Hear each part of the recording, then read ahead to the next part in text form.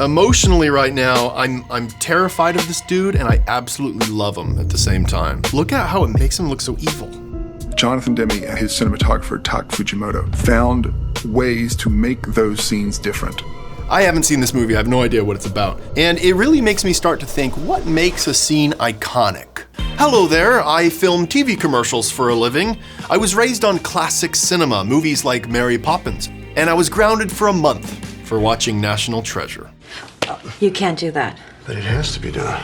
Because of my background, I'm a sensitive soul with some serious film knowledge. So let's break down one of the most terrifying scenes from one of the most terrifying movies of all time, Silence of the Lambs. Trust me, this kind of movie was not allowed in my home. Why do you think he removes their skins? This scene is so iconic that it's been parodied many, many times. Recently in Zootopia 2, they kind of alluded to this scene. All right, I've never seen this scene before. Let's see what happens.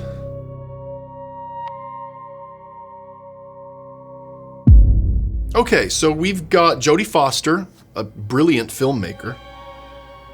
Oh, okay, so she's being jeered at by a prisoner.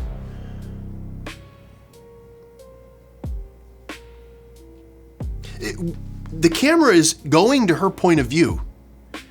Look at this, look at this. Oh, that's her point of view. They're looking right at us. I think that is a very smart move. Look at this, this is her perspective. Oh, Anthony Hopkins, classically trained Welsh actor. Look at how much of the frame is covered by these over-the-shoulder shots. It's getting us in there. It's a very narrow perspective. Longer lenses. I'd say this is 100 mil, you know? You're not real FBI, are you? I'm still in training at the academy. Oh, he immediately finds her weakness. I love this. This is good writing. I haven't seen this movie. I have no idea what it's about. But what they're showing here is this guy is going to find your weakness so fast.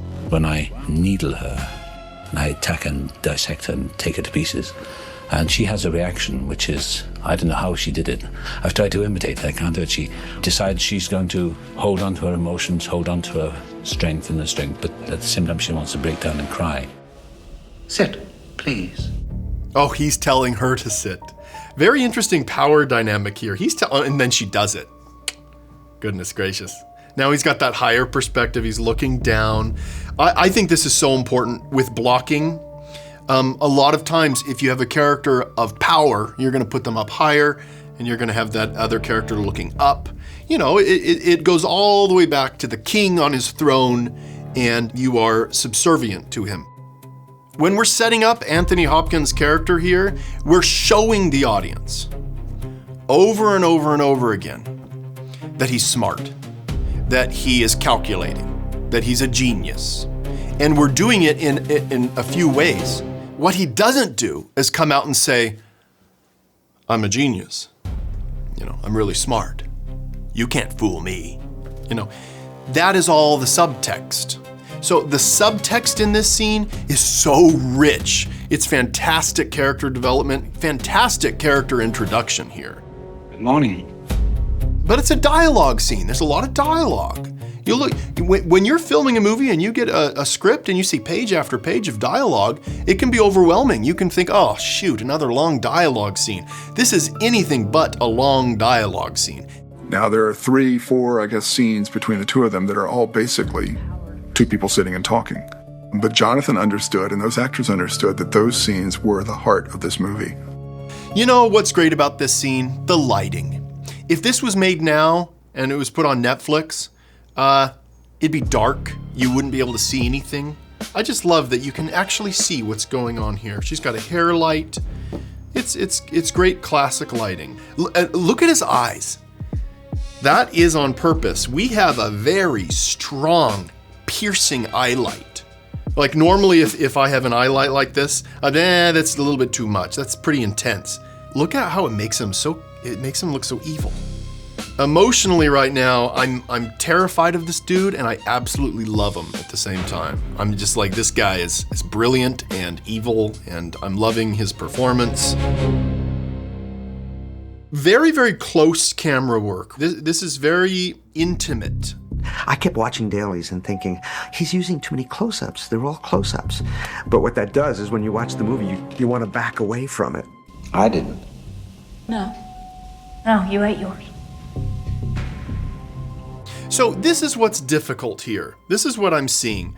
I am seeing a beautiful dance between two fantastic actors and a really great director.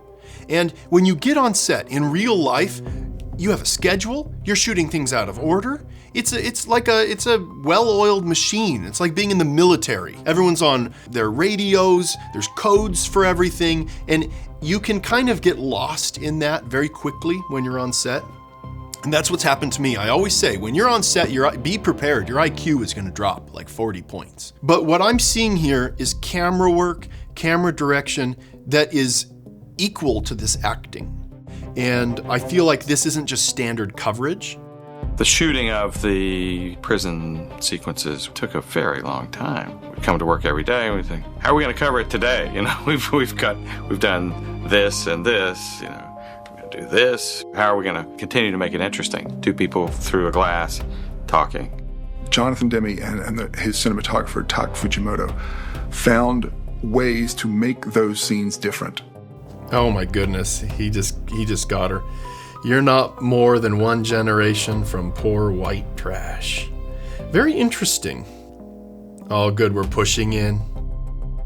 Oh, his eyes, brilliant. Soft focus. So they're in very tight on your face, full face. There's no problem with that, except the focus pullers have to be whispering all the time and readjusting, so you have to be very, very still. You send that through now.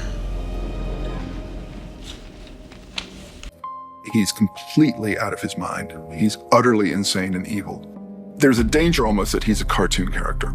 So he has to be played by a really great actor.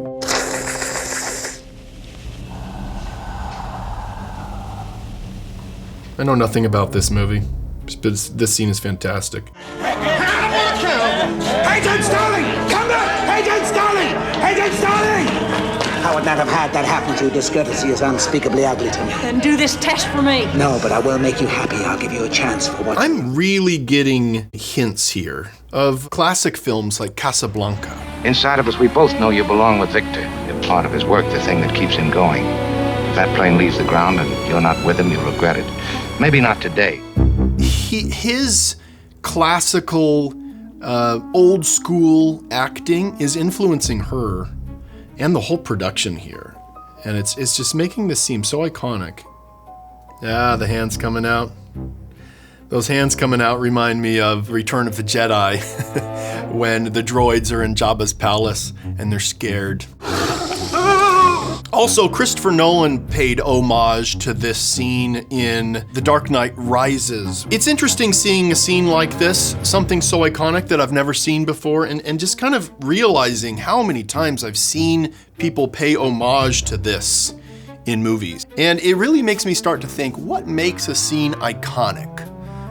You know, what is it really? I think a lot of times it's a focused accumulation of theme, character, an important moment. For example, you're gonna need a bigger boat.